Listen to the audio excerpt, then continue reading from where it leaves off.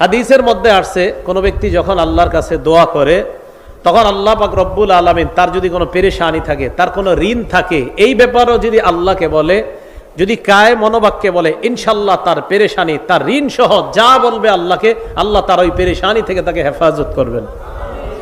দলিল আবু দাউদ শরীফ 1555 নম্বর হাদিসের বর্ণনা।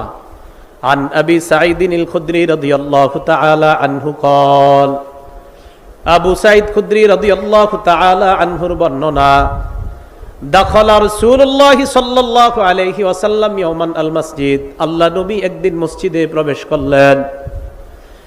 নবীজি মসজিদে প্রবেশ করার পর ফাইদা হুয়া বিরাজুলিন মিনাল আনসার ইউকালু লাহু আবু উমামা রাদিয়াল্লাহু তাআলা আন, হঠাৎ আল্লাহ নবী দেখলেন নবীর সাহাবা আবু উমামা রাদিয়াল্লাহু তাআলা আন মসজিদে বসা।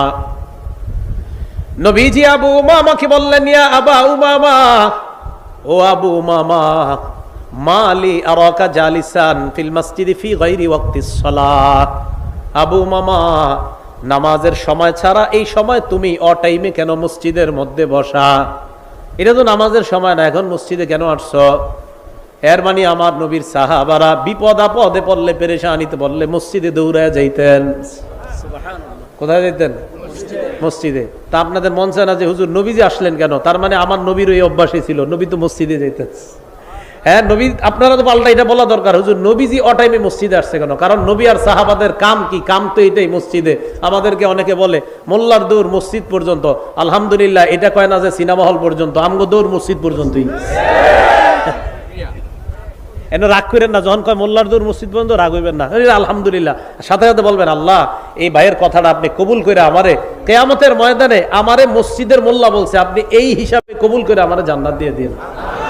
তখন এই দেখবেন আজকে থেকে আর কেউ কইব না, কইব যদি জান্নাতি হয়ে যায়। রাসূল সাল্লাল্লাহু আলাইহি সাল্লাম মসজিদে, ওনার সাহাবা মসজিদে নামাজের সময় ছাড়া। কি তুমি এখানে কেন? সাহাবা বলে, ইয়া রাসূলুল্লাহ, হুমুমুন লাজিমাতনি ওয়া দুয়ুন, হুজুর খুব পেরেশানিতে আছে, অনেক ঋণে আছে, এজন্য মসজিদে বসে রয়েছি, মনটা খারাপ। আল্লাহ নবী কয়, আলা উআল্লিমুকা কালামান ইযা আনতা কুলতাহু আযহাবাল্লাহু আনকা হাম্মা ওয়া কাযা আনকা দাইনাক। আমি কি তোমাকে এমন কিছু কথা শিখাইয়া দিব না, যে কথাটা যদি আল্লাহকে কায় মনোবাক্যে বলো, আশা করা যায় আল্লাহ তোমার পেরেশানি দূর করে দিবেন, তোমার ঋণ আদায়ের ব্যবস্থা আল্লাহ করে দিবেন। ইয়া রাসূলুল্লাহ, এমন আমলই তো আমার দরকার, যে আমল করলে আমার ঋণ আদায় পরিশোধ সহজ হয়ে যায়, এমন আমল আপনার কাছে জানতে চাই। অনেকে ঋণ নিয়ে আবার ঋণ দিতে চায় না, ঠিক না? এটা আবার ঠিক না। বুখারীর বর্ণনা, ক্বালা রাসূলুল্লাহ সাল্লাল্লাহু আলাইহি ওয়াসাল্লাম, আল্লাহ নবী বলেন, মান আখাযা আমওয়ালান নাস ইউরিদু আদাআহা, কোন ব্যক্তি যদি অন্য কারো কাছ থেকে ঋণ নেয় এই নিয়তে, ইউরিদু আদাআহা, আমি তার থেকে ঋণ নিলাম, আদায় করে দিব, এটা আমার আশা, ওনার থেকে আমি ঋণ নিলাম, আমার নিয়ত আছে আমি দিয়ে দিব। নবীজি বলেন, আদাল্লাহু আনহু, এই যে আমি ওনার থেকে ঋণ নিলাম, আমার আশা যেই কোনো মূল্যে আমি তার ঋণ পরিশোধ করব। আল্লাহ নবী বলেন, আল্লাহ যেই কোনো মূল্যে তোমাকে ঋণ আদায়ের ব্যবস্থা করে দিবেন।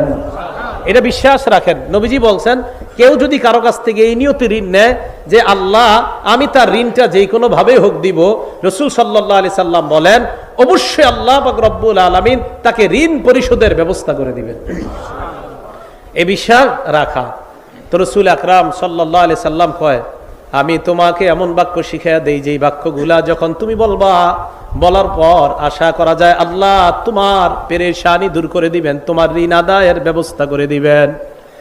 এবার আল্লাহ নবী বললেন, ইদা আসবাহতা ওয়া ইদা আমসাইতা, যখন তুমি সকাল করো, সন্ধ্যা করো, এর মানে ফজরের নামাজের পর, মাগরিবের নামাজের পর তুমি এই দোয়াটা পড়বা, আল্লাহুম্মা ইন্নী আউযু বিকা মিনাল হাম্মি ওয়াল হাযান, হে আল্লাহ আমি আপনার কাছে পানাহ চাই, মিনাল হাম্মি, হাম্মুন শব্দের অর্থ পেরেশানি, ওয়াল হাযান মানে দুশ্চিন্তা।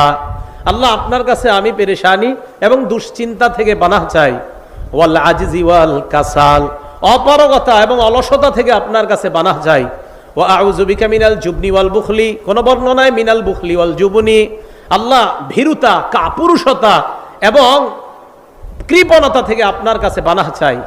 ওয়া গলাবাতিদ দাইনি, আরেক বর্ণনায় ওয়া মিন গলাবাতিদ দাইন, ঋণের প্রাচুর্যতা, ঋণের আধিক্যতা থেকে আপনার কাছে পানাহ চাই।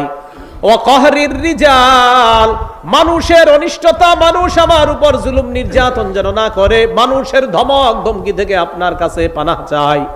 আল্লাহ নবীর সাহাবা আবু উমামা বলেন, নবী আমাকে আমল শিখায়া দেওয়ার পর ফাফআলতু, আমি কয়েকদিন আমল করা শুরু করলাম।